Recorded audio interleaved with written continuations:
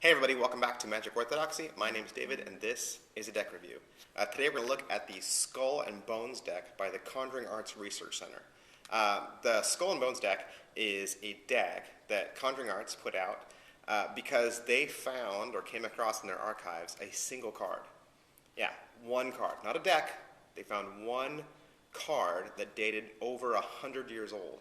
And to their knowledge, and you have to admit, the Conjuring Arts Research Center has quite an extensive knowledge on magic. It's the only card like it, and to even exist in all the world. They don't think that any other collector has any other cards, let alone an entire deck. So they thought, this is going to be fun. Let's redraw and redo an entire deck of cards from this one single design and have them printed by the United States Playing Card Company, and so that's what they did. The box design is all black, and what I kind of like about this box, and I wish other people would do this. At the top it says professional. I don't know, I just like that. My wife saw these and she goes, wow, you don't have any professional cards. And I was like, yeah, I don't, but I don't even know what that means. So these are professional bikes, and it does say Skull and Bones back on it. Other than that, it just has the back plate on the back, and then your typical things like air cushion finish and US Playing Card Company. There is a card reveal in the USPC. No, sorry. There is a card reveal in the UPC. I'm so used to saying United States Playing Card Company, I screwed up. All right, there's a card reveal in the UPC right here. And it's one of those where you have to kind of hold the thing at an angle, and so that your vision goes over the top of it, and you have to read it that way. So it's not a real working UPC, and that's the box.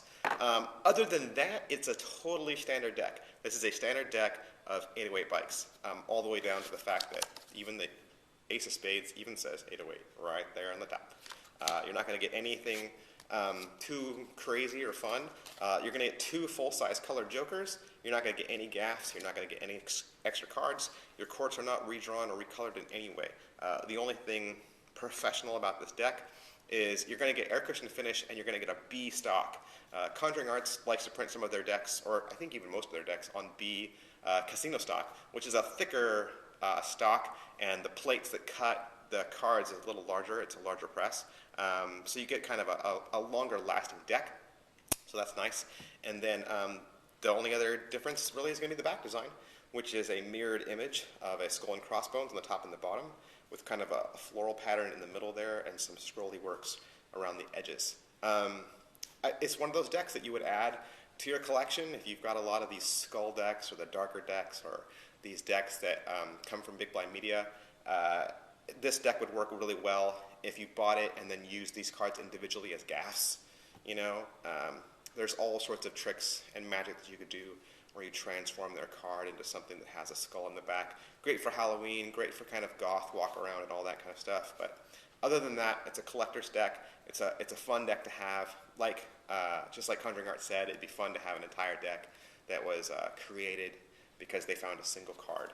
And so that's my review for the Skull and Bones deck. As always, you can subscribe to this channel just to stay up to date on the latest in cards and card magic.